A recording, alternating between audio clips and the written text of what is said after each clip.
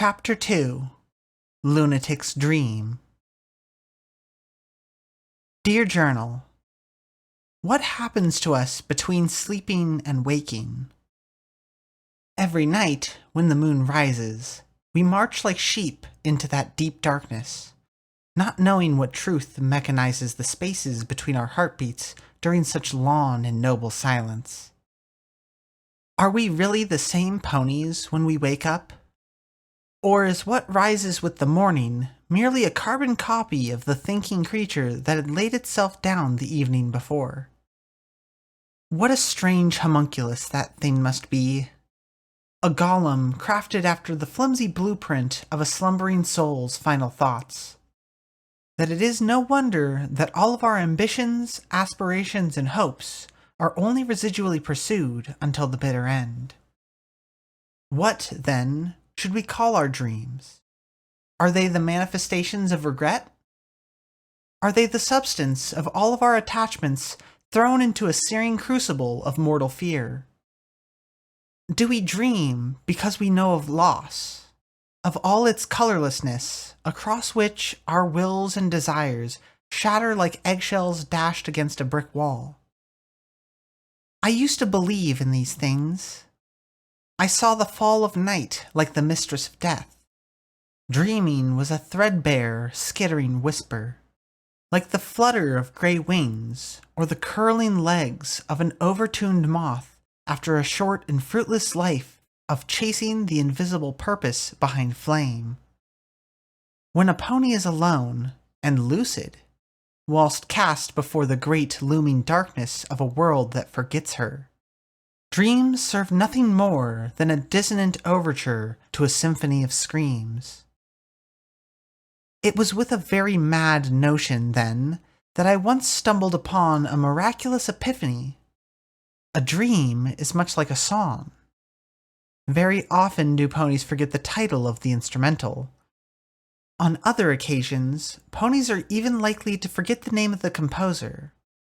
What is not lost between that impermeable gap of sleeping and waking is the tune, the indefinable voice that plays with our ears like a mother licks her newborn foal.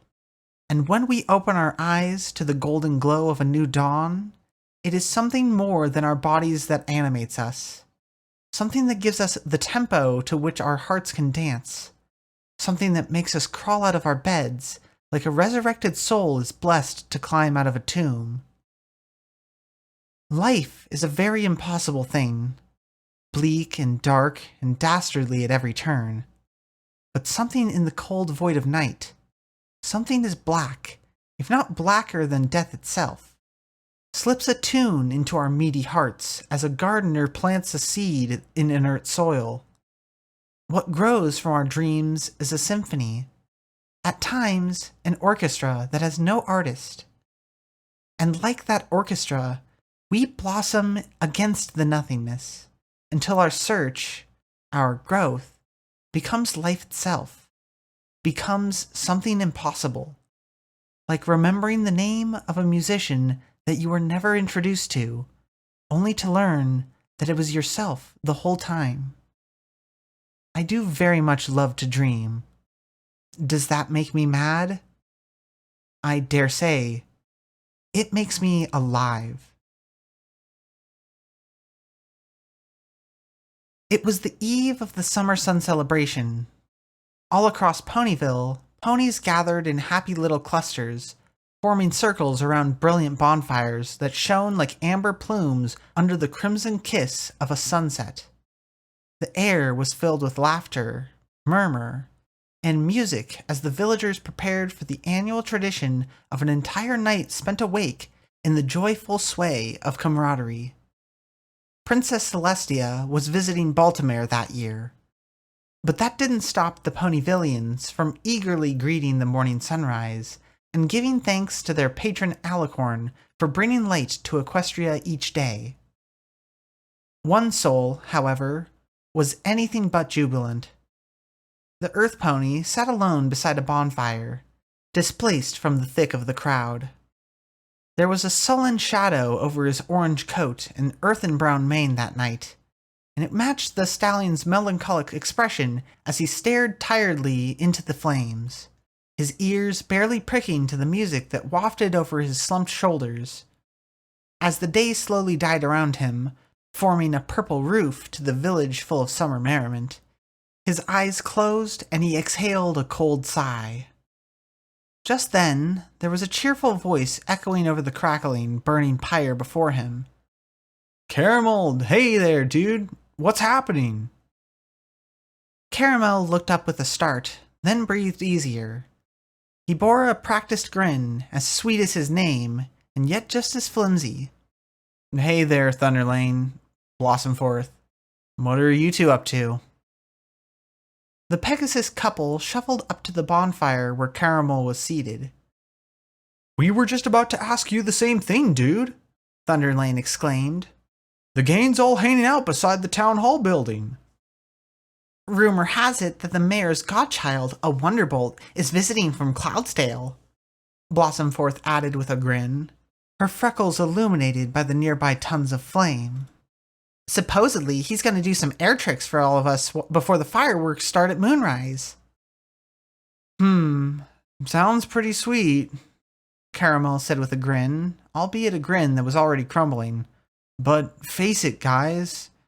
Your little clique of Pegasi is awesome, but I always feel like dead weight when I'm around you." "Nonsense." Blossomforth's face grew long. "How can you say that, Caramel? We love it when you hang around." "Yeah, besides," Thunderlane wagged his eyebrows, "Wind Whistler's gonna be there." "Shh!" Blossomforth lightly slapped Thunderlane's chest with one of her milk-white wings. "Thunder, what did we talk about earlier?" "Geez, sorry, I was only trying to—" Caramel cleared his throat. He stared at the two and said, "You're both Souls of Solstice tonight, aren't you?" The two Pegasi glanced back at him, then smiled bashfully, their cheeks turning matching shades of red as they dug at the ground with errant hooves. "Yes, well..." "So what if it's our second time in a row being Souls of Solstice?" "There's just no other choice, really." "I know all of the ponies have been talking about us since Hearts and Hooves Day, but..." "Gods, is it really such a big deal?" Caramel smiled softly at them, a very genuine thing. "I'm glad for you two. I'm sure every other pony is as well. I hope your Summer Sun celebration is fantastic and memorable. As for myself, I really just want to sit here and relax. A lot of stuff has happened over the past year, and this has been my first opportunity to just think, you know?" "But that doesn't mean you have to think alone, does it?" Blossomforth asked, with a look of sympathy bathing her features. "This is a special night, Caramel. You have friends. In fact, Wendy was just talking the other day about how she... She bit her lip guiltily and glanced up at Thunderlane. Thunderlane smiled, nuzzled her, and glanced one last time Caramel's way. "You sure you won't change your mind, bro?" "Go on, Souls of Solstice." Caramel spoke in a detached voice. He closed his eyes and once more relaxed to the musical chords that were softly serenading his lonesome ears into the crest of night. "Embrace the sunrise together. Don't worry about me." The two Pegasi slowly, sadly left his side. Their hooves were distant shuffles amidst the bonfire's crackling embers. Once his friends were nothing but a memory, Caramel sighed. He opened his eyes and dug twin circles in the dirt between him and the flames, as if mapping out a solemn eternity for himself. It was precisely then that the music died. It's a lot like dreaming, isn't it? Caramel blinked awkwardly. He raised his head, glancing all around until his gaze finally fell upon me. What's like dreaming?" he asked. "Living," I said. I stood a few meters behind him, my body leaning up against a wooden post. My lyre levitated in front of me as I reached two hooves and lowered the stone-gray hoodie from over my horn. Sunrise and sunset. Our days pass by between sleeping and waking. It's like a constantly changing stage play with the darkest curtains imaginable. I smiled softly and began magically plucking the strings of the lyre. The instrument was leading the conversation. My words were merely a background chorus. You look like an actor who's lost his motivation. Dare I ask why? Look, thanks for your concern, but I'm really just here to relax with my thoughts, if you don't mind, He said. You can play your music though. It's nice to listen to. Very well then. I smiled gently and resumed plucking my strings with soft magic. Music it is. But as the melody resumed, Caramel was hardly at ease. He fidgeted, his limbs jolting with a jittery nature that rivaled the snapping embers of a burning pyre. Finally, he spoke up. My friends just wouldn't understand. I uttered from where I was strumming. What was that? My friends, the Pegasi who were here just now. The ones who trotted off happily without you? Who can blame them? This should be a night of celebration, yes? Well, yeah. And is there a reason why you're not celebrating with them? Oh, it's nothing important, Caramel said.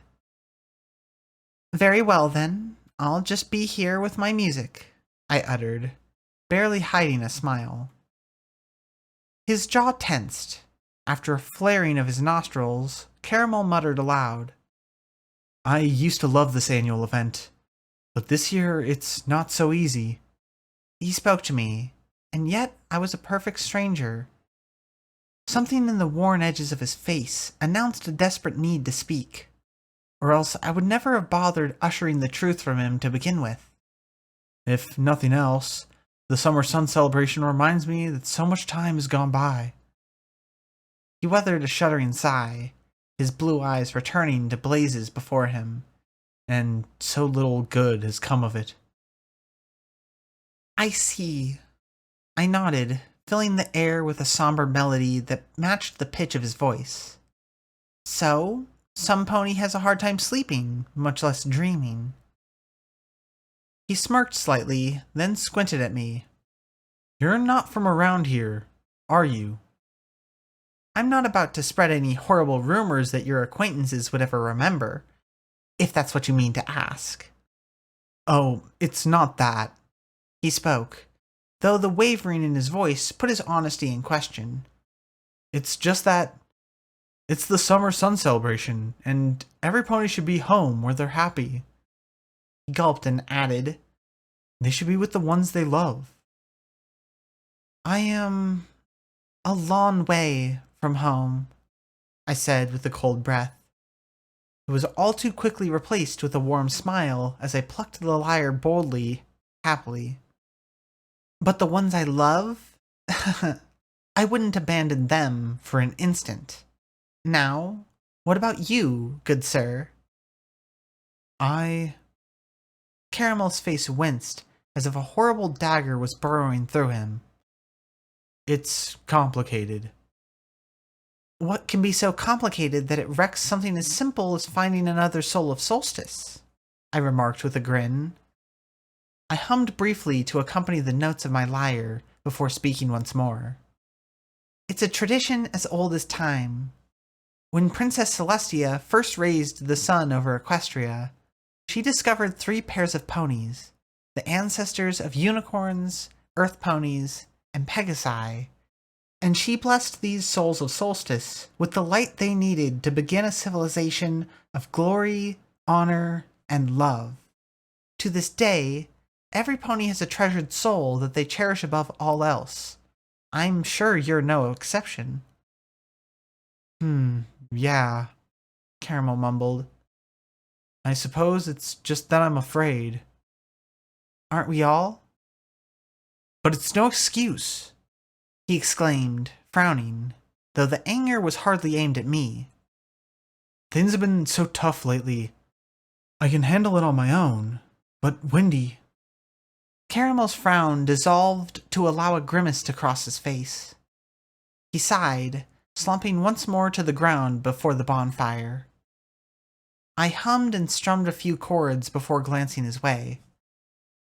I assume you speak of this wind whistler that your companions mentioned a moment ago. He's a very special mare in my life, Caramel said, his gaze melting in the flames. You said that living is like dreaming, right? When Winnie's around, it's always a good dream, and I never want to wake up. She's so kind, so cheerful, so honest and smart.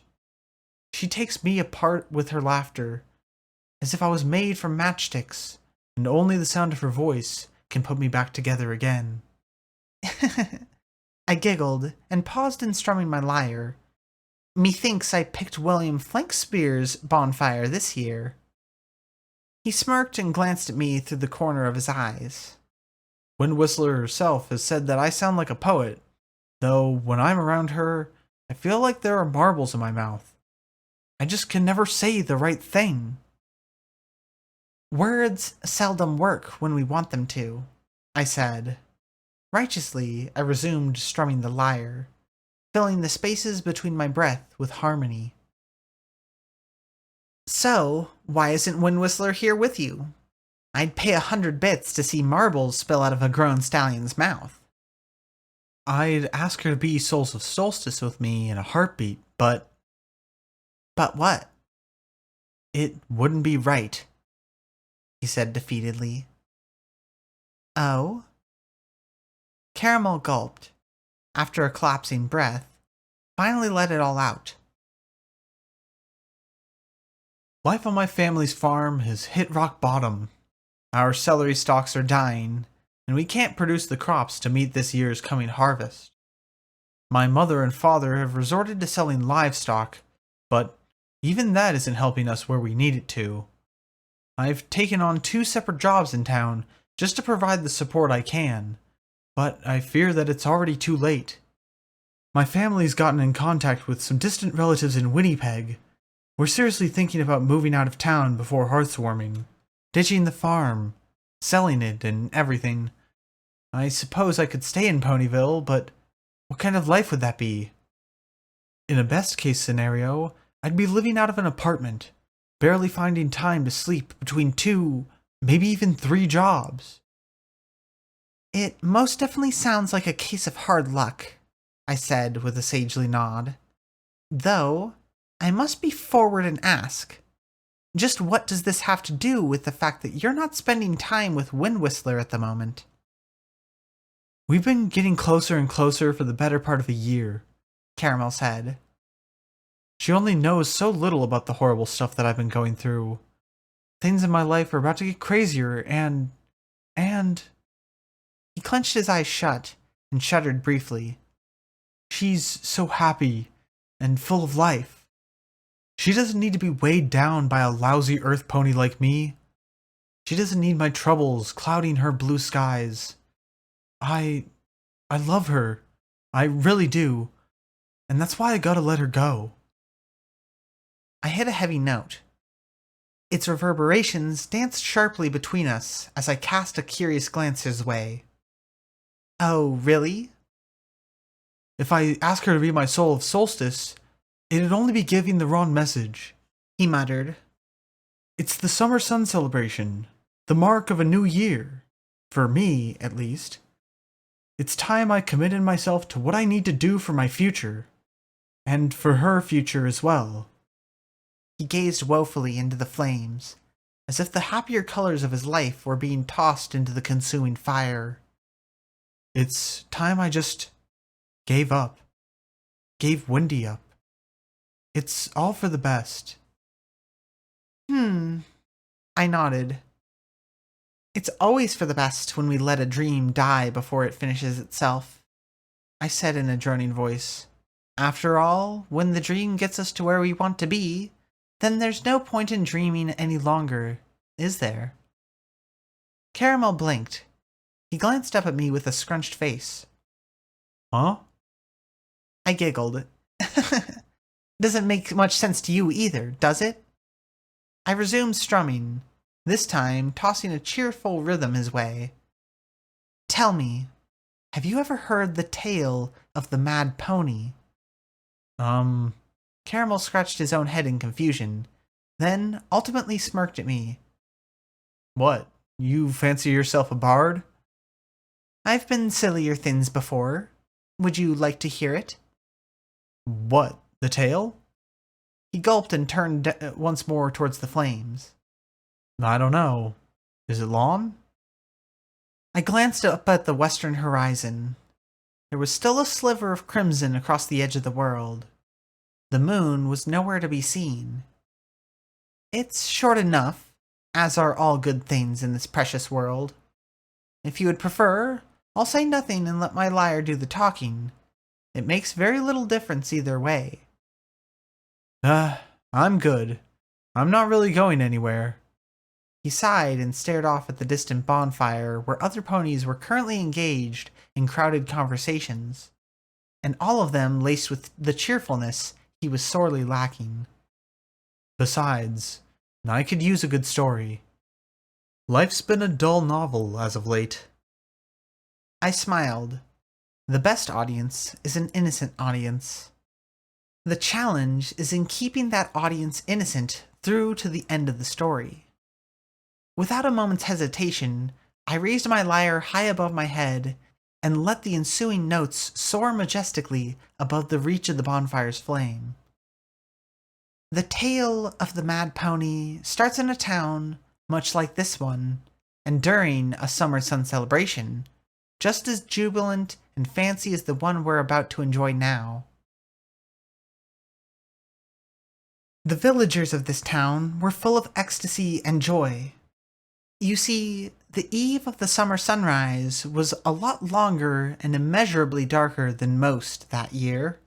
So, when the princess finally raised the dawn, it was all the more bright and invigorating. Every pony danced and sang in the streets with glee. All except for one pony, an equine from out of town who discovered that she had very little to be happy about. As a matter of fact, she would soon learn that she had every reason to be mad. It started very subtly at first. Ponies would look at her twice, each time with the same expression.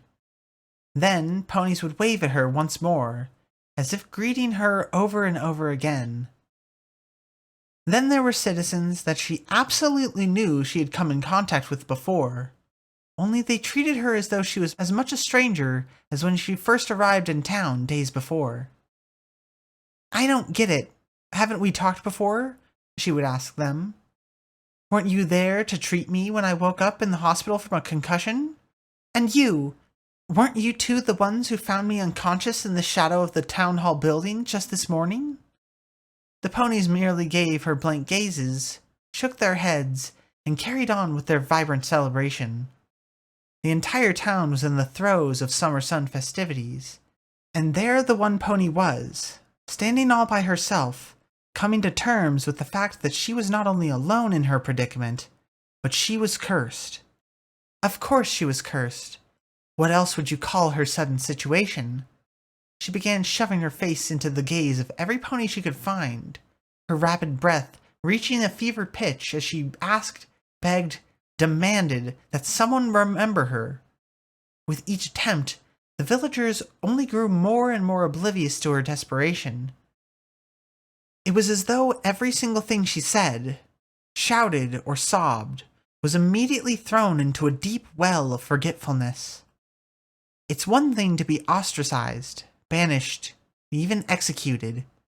It's a horrible thing to be ignored, to have one's worth and mettle treated like dust before one's fate in the grave.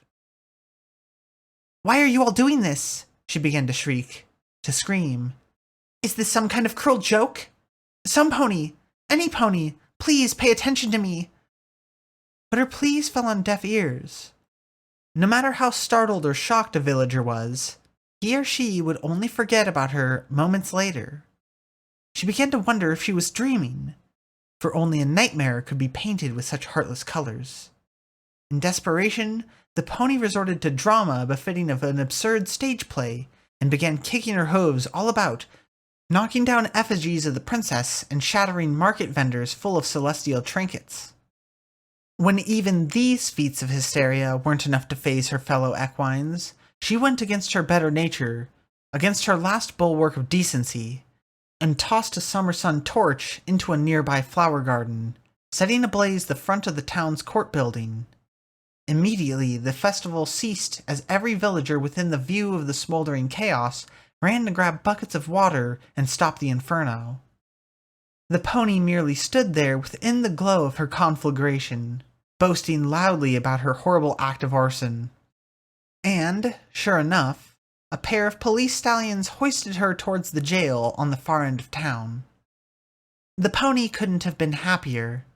She greeted the officers with tears of joy, practically hugging them any chance she got, happily allowing them to cart her off to a barred cell, if only it meant that she did indeed exist somewhere, somehow. Imagine her dismay when by the time they dragged her to the station, they stopped dead in their tracks, blinking dizzily, as if coming out of a sleeping spell. They apologized profusely to the pony for the trouble and set her free, so that she stumbled numbly through the streets, trying to imagine if what had just transpired was indeed real or a bitter hallucination. And then she returned to the town's court building and almost fainted. Not only were all of the flames put out and the damage repaired, but every pony was once again celebrating, oblivious to the return of the violent fire starter, as if not a single atrocity had been committed that day. The pony soon realized that she could either be a saint or a sinner, and yet neither side of the moral compass mattered at all. She was just as important as the shadows of her own breath, and even those were becoming threadbare things. That wasn't what made her mad. No, the final gossamer strand to her sanity had yet to be snapped. She trudged through town, her heart as heavy as her hooves, as she made for the village library. It was there that she'd find a pony whom she knew, beyond the shadow of a doubt, would remember her from their mutual childhood. It was the one soul who had brought her to the village for the summer sun celebration to begin with, and surely she would break the dark cloud forming around her accursed life. As soon as she knocked on the door and her friend's bright face appeared, the pony immediately gasped for joy. But that rapturous exultation would be her last, for the pony saw on her friend's face the same blank expression of confusion that had swarmed across the whole of town. Losing the love of a friend is like a death that has no funeral. Entire galaxies have dissolved over the eons, and even they are worthless things. No living thing should face a reality like that. To be an island with no sea, only the perpetual blackness of apathy encompassing. Ponies aren't born to be alone. It's just not in our blood. We attract to one another. We are cohesive, like water. The void of the universe exists only because we are here in the center to point in all directions away from ourselves and label that which is missing. That which is more cold and frightening than a winter's night. That which hungers for us because it could never understand, as we understand, what it means to be warm, to be happy, to be together. The mad pony's hope died that day, but she soon realized that it wouldn't be her only death. Her nightmare was a thick black prison layered with multiple fatalities. She died every time she so much as talked to a pony, looked at a pony, or shared the same atmosphere as them. It was horrible enough to be forgotten, but to be ignored over and over again by the same souls with no cessation in sight?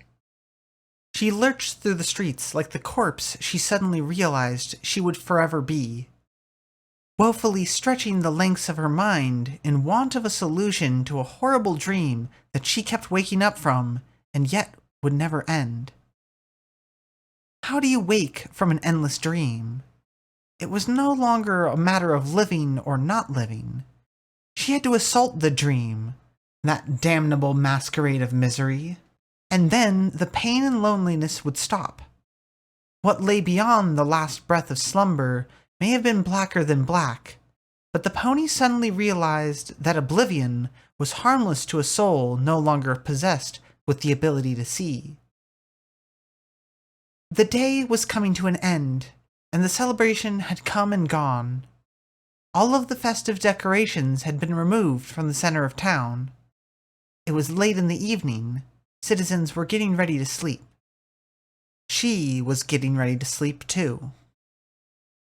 Then, all of a sudden, one of two earth ponies glanced up from where they were bundling equipment and saw the mad pony standing on the fourth-story ledge of Town Hall. He immediately gasped, his sapphire eyes full of shock and horror. The same look that she had tried so hard all day to summon. Only now it was too late. Regardless, he waved a hoof at her while shouting towards his comrade. "Oh, dear Celestia! Quick, go fetch a Pegasus, any pony that can fly!" As his buddy galloped off in a desperate breath, he trotted boldly to the edge of the building and peered up at her. "Ma'am, I don't know what you're going through, and I can't pretend to, but please, this can't possibly be the answer. There's got to be another way." But the mad pony was past reasoning with. If her tears weren't evidence enough, then perhaps her disheveled mane and muddied coat spoke volumes to the shocked stallion below. Just stop talking," she shrieked. "Your words are meaningless. They mean nothing. Soon you won't even remember me. I'm as good as dead. I should be dead already." "No, don't say that. No pony deserves to die needlessly." The stallion reached a hoof towards her from afar. "I promise that we won't forget you. Just walk away from the ledge and let us talk to you." "There's nothing you can promise me that won't get swallowed in time," she said, hiccuping, struggling to maintain her breaths. Her soul teetered upon the brink and threatened to pull her body along with it. Ponies who fall in their dreams were never known to hit the ground. She was more than ready to test that theory. "This village means nothing to me. It's a prison. Nothing more. Nothing." "Look." The earth pony below raised both of his front hooves and spoke calmly, soothingly, though his shivers briefly matched hers. "Even if everything is as horrible and bad as you believe it to be, this isn't going to solve it. This isn't going to make anything better. You need to have faith and step away from the edge. Don't allow yourself to go before your time." Finally, the mad pony had had enough. "Why?" she spat down at him, furious. "Why shouldn't I just jump? Why shouldn't I just end the nightmare once and for all?" He looked up at her, but it was a different stallion somehow. Or she noticed him for the first time, as so many of the villagers had noticed her for the first time, only to forget. But this time, there would be no forgetting, and she realized it was because she was the means of that memory. A power that she always had, but was only then echoing across the cave of her punishing situation. Perhaps it was the drooping of his ears, or the soft shape of his lips, or the glossing over of his sapphire eyes that conveyed the meaning in his words to her. Whatever the case, a part of the mad pony that she thought had disappeared with her sanity suddenly bore the brunt of his message. Like a little foal being woken up by a soft melody tickling the inside of her ears, and embracing the golden dawn with a chorus as old as time. "Because you are so special, so precious, and this world would be a lot less worth enjoying if you chose to leave it." The mad pony was silent. She stared down at the stallion. He was a perfect stranger. He didn't know her, and in a matter of minutes, he never would again. And yet that didn't stop him from appealing to the deepest part of her that was still warm. For he had reminded her that it was still there.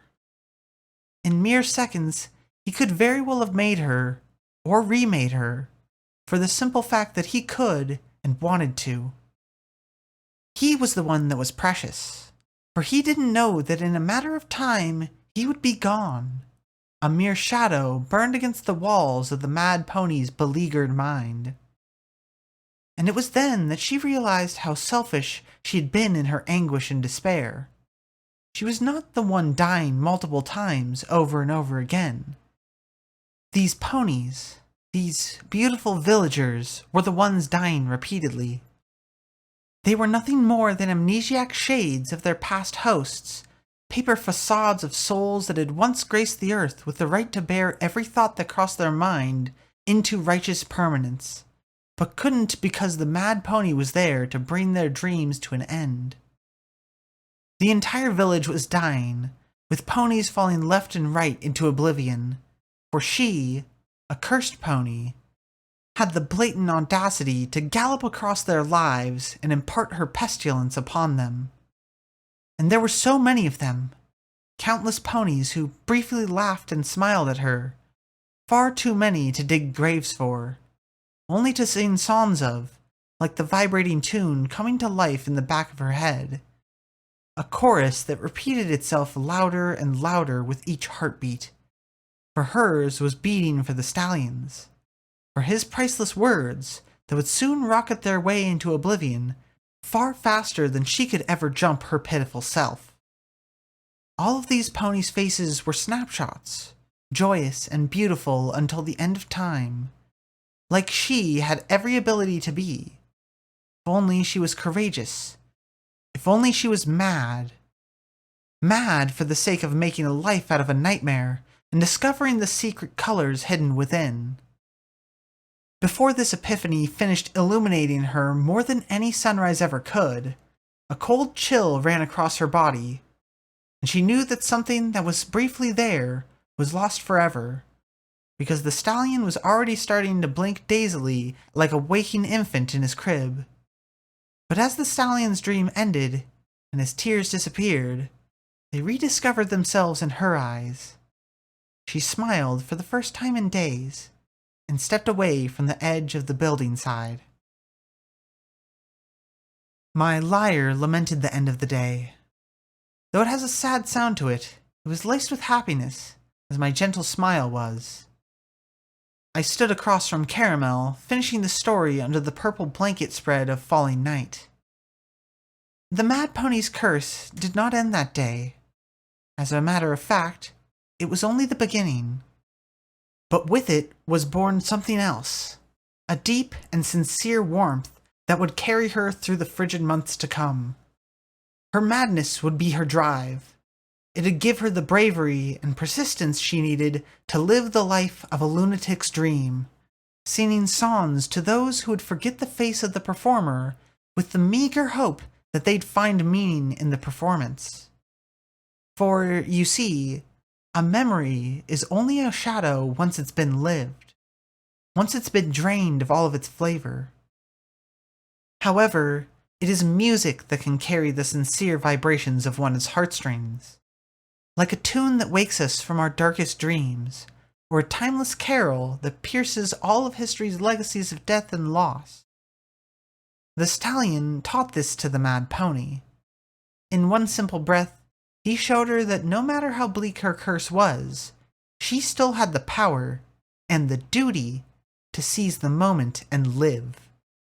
Life is the only dream that we can control, and it only ends once we've searched every dark corner of it for color and transformed it into song. My music ended, and the sudden void pulled the breath sharply out of Caramel's lungs. He gazed softly at me, blind to the bonfire flickering beside us, as though it was a far duller beacon than what I was shining upon him right then and there. "That's a beautiful tale," he murmured.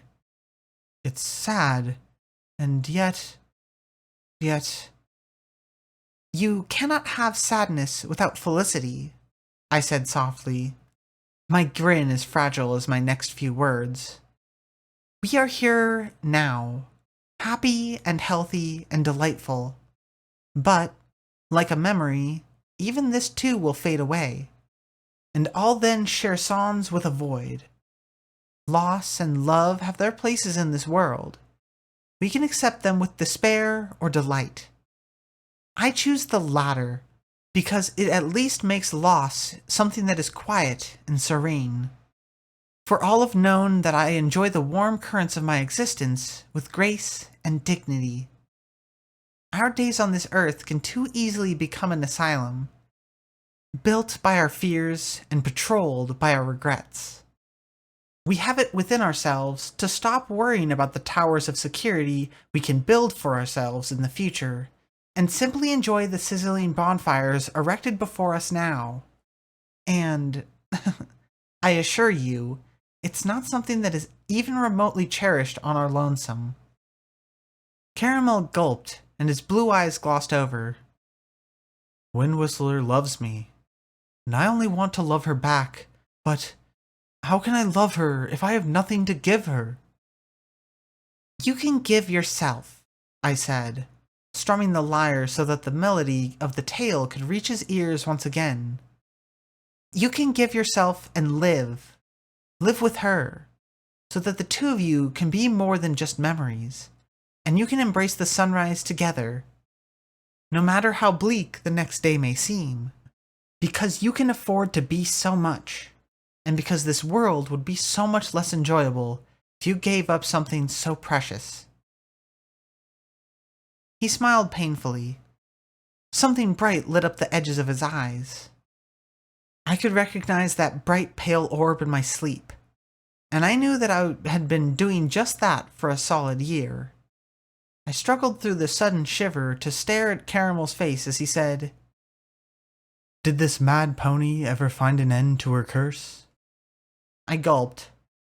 No, she never did, I spoke.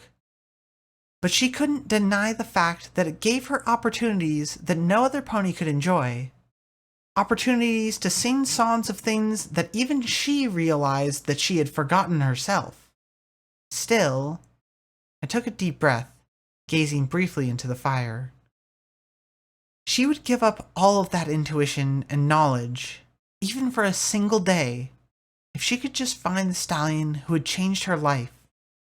I slowly tilted my face up and gazed into his sapphire eyes, my voice blanketed by a curtain of vapors separating us like the corners of the earth. And tell him how thankful she is. She'd tell the stallion that she'd never stop dreaming. She would always remember him. Sparks crackled and died in the bonfire, like a brief color that had twinkled in Caramel's eyes. He blinked, realizing the night had fallen, and he was alone. A horrible shiver ran through his body. Everywhere he looked, thicker and thicker shadows were encompassing his vision. So he stopped paying attention to his sight, and trusted on his hearing instead. A beautiful tune tugged at his ears, like a morning sunrise lifting a waking foal out of bed. He turned and saw a bonfire several meters away, surrounded by laughing and celebrating Pegasi. Caramel literally jumped to his hooves and galloped there like a pony possessed. A mare with sky-blue wings and a blonde mane was in the middle, chatting with a friend beside a burning pile of wood. Her giggling voice had the sound of bells. Caramel nearly fainted at the melodic tones as he struggled to stand upright behind her. Bravely, he cleared his throat and murmured, "Windy?" Wind Whistler turned around. At the sight of him, her wings fluttered and her brown eyes lit up. "Caramel, She lingered breathlessly, gulped, then managed, "I thought you told me you weren't celebrating this year." "I know what I said, but I was just—" he began, but his words trailed off uselessly. He stood upon the precipice of confusion, his eyes gazing into the fire as if searching for the reason to why he had trotted over to her. Slowly, his ears twitched, for he once more heard a timeless melody, and it softly pulled at the corners of his lips. "I was listening to music. Very sweet, beautiful music. he said, grinning, then pivoting his gaze to drink in the image of her once more. But it wasn't enough, because you weren't there listening to it with me. Wind Whistler's feathers twitched on end, and her golden tail curled in twice on itself as she smiled warmly up at him. Oh, sweetie. Her smile was as fragile as the sudden dam to her eyes. Her closest friends shuffled quietly away, giving her and Caramel enormous space, as if some ballroom dance was about to take place. I missed you too. Windy, I was, Caramel bit his lip, his shivers returning as he was suddenly unworthy of her heavenly gaze. I was wondering if, that is, if you aren't doing anything special this celebration. Yes, Caramel. She smiled wide, her teeth glinting like the moon above. I would be happy to be Souls of Solstice with you. Caramel blinked. He glanced across the bonfire to see the grinning and winking expressions of Thunderlane and Blossomforth. With a wry smirk, he squatted down beside Wind Whistler. And just how did you know I was about to ask you that? She leaned in and nuzzled him, and purred deliciously into his ear. Prove me wrong. He exhaled sharply and nuzzled her back. His voice sounded like a little colt's. Never. He sniffled briefly. Wind Whistler gazed into his eyes with worry. Caramel, is everything all right? His moist eyes glistened from the nearby flame. The sadness was cancelled out by a warm smile as he spoke to her. I'm just so happy to be alive. Alive with you. You're like a good dream that never ends, Windy. I'm sorry if I've not said that enough. She smiled back at him. Well, you're saying it now, aren't you? The two of them giggled and leaned against each other, basking in the celebration's warmth. I stood just beyond the dancing amber gleam of the bonfire, playing my lyre in the spot where I had trotted to after the moon sliced its way between Caramel and I. Even now, I can't remember how much time had passed until the music stopped. As soon as I realized there was no more melody, I glanced down and realized that I had been hugging my instrument to my chest. A sigh escaped my lips, sad and delightful at the same time. An instrument is only the start of a melody. It takes listeners to truly finish a composition to its end, even when there isn't an end. The tranquility of the moment was interrupted by an enormous thunder. Caramel, Wind Whistler, and the rest looked up and cheered as the first of the night's plentiful fireworks lit up the purple haze of the world. Ponyville had become a strobing sensation of amber flame and rainbow explosions. Ponies danced in the streets.